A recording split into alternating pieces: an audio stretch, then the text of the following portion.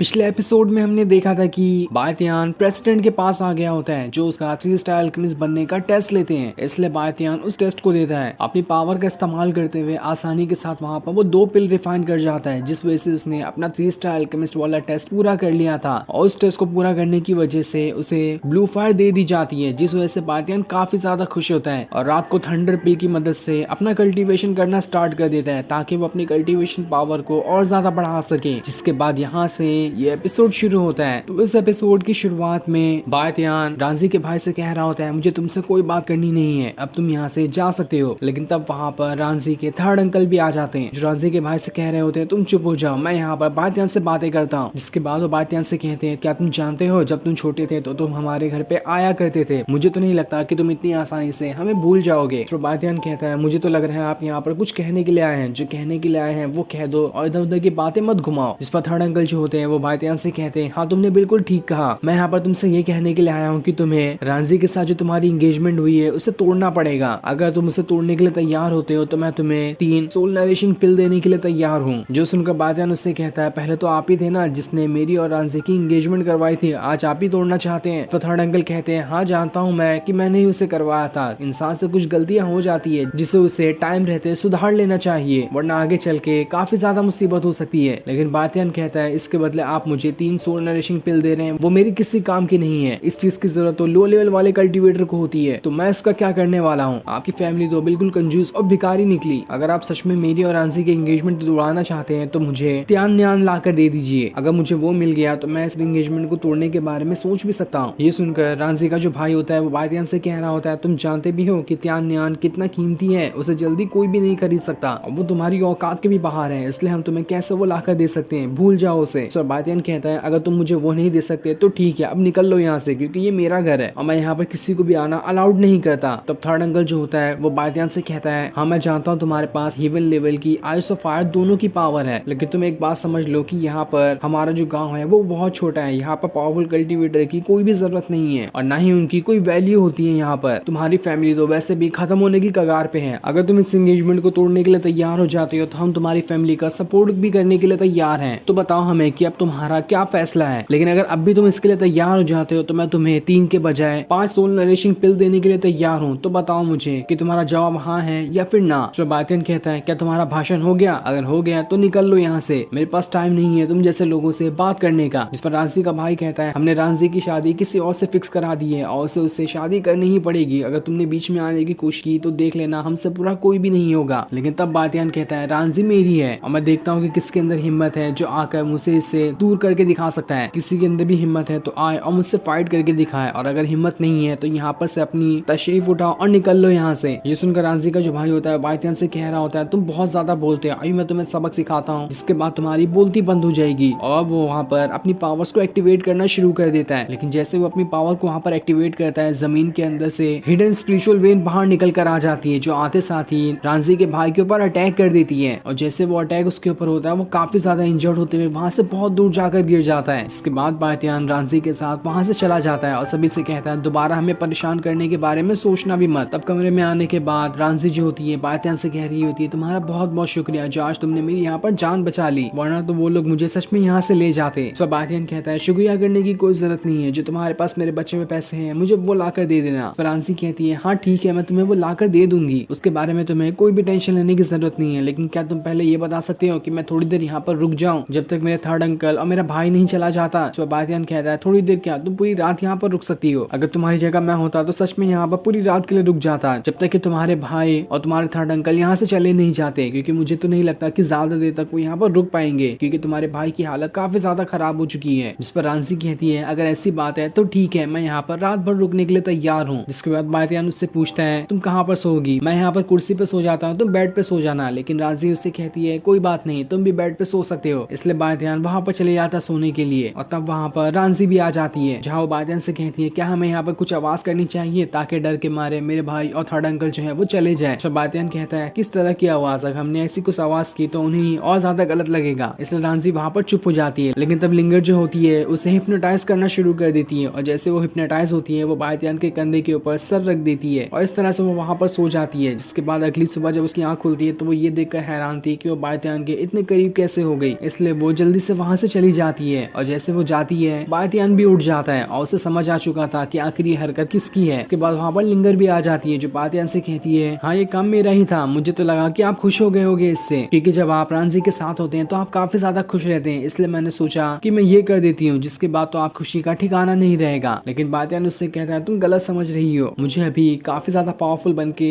दुनिया का सबसे पावरफुल कल्टीवेटर बनना है, लेकिन इस चीज में मैं किसी और को अपने साथ नहीं ले सकता, इसलिए तुम समझ जाओ कि रांझी और मेरा आगे कुछ भी नहीं हो सकता है। लेकिन लिंगर उससे कह रही होती है, जब रांझी ने आपके कंधे के ऊपर सर रखा था तो मैंने आपकी हार्ट बीट महसूस की थी, वो काफी ज्यादा बढ़ चुकी थी, इसलिए मुझे लगा कि आपको ये अच्छा लग रहा होगा। तो बायतियान कहता है, ऐसी बात नहीं है, तुम ठीक तरह से इसे समझ नहीं पा रही, खैर छोड़ो, अब तुम इस सारी बातों पे ध्यान मत दो। गार्डन में एक अजीब सी हिडन मिस्टीरियस वेन निकल कर आई है, तुम उसे खा सकती हो। ये सुनकर लिंगर काफी ज्यादा खुश हो जाती है और वहाँ से वो उस हिडन मिस्टीरियस वेन को खाने के लिए चली जाती है। दूसरी तरफ हम उस डिसाइपल को देखते हैं जिसने अपने और भी साथियों को वहाँ पर बुला लिया था, जहाँ वो सभी मिलकर ये प्लान बना रहे होते हैं कि आखिर वो बायतियान की कैसे जान ले सकते हैं। उनमें से एक आदमी कहता है, जब तक बायतियान के पास कोई सपोर्टर नहीं रहेगा हम आसानी से उसकी जान ले सकते हैं, क्योंकि जब वो अकेला रहेगा तब उसे मारना काफी ज्यादा आसान हो सकता है। जिस पर डिसाइपल कहता है, ये तो बहुत अच्छी बात है, तुम कुछ भी करो, बस यहाँ पर बायतियान की जान ले लो, मुझे उसकी सिर्फ जान से मतलब है और मुझे किसी चीज से कोई मतलब नहीं, तुम कोई भी तरीका अपनाओ, मुझे इससे कोई फर्क नहीं पड़ता। जिसके बाद वो अपने दूसरे साथी से कहता है, तुम्हारे पास जो पावरफुल पिल है वो मुझे दे दो, मैं ये नहीं चाहता कि हमारा एक अटैक बायतियान के ऊपर खाली चली जाए, हम जैसे एक अटैक करें उसी में उसकी जान चली जानी चाहिए। इससे उसका साथी जो होता है वो भी उसे अपनी वो वाली पिल देने के लिए तैयार हो जाता है, ताकि उस पिल का इस्तेमाल करते हुए सभी वहां पर बायतियान की जान ले सके। और फिर ये सीन दिखाते ही ये एपिसोड यहीं पर एंड हो जाता है। Thanks for watching.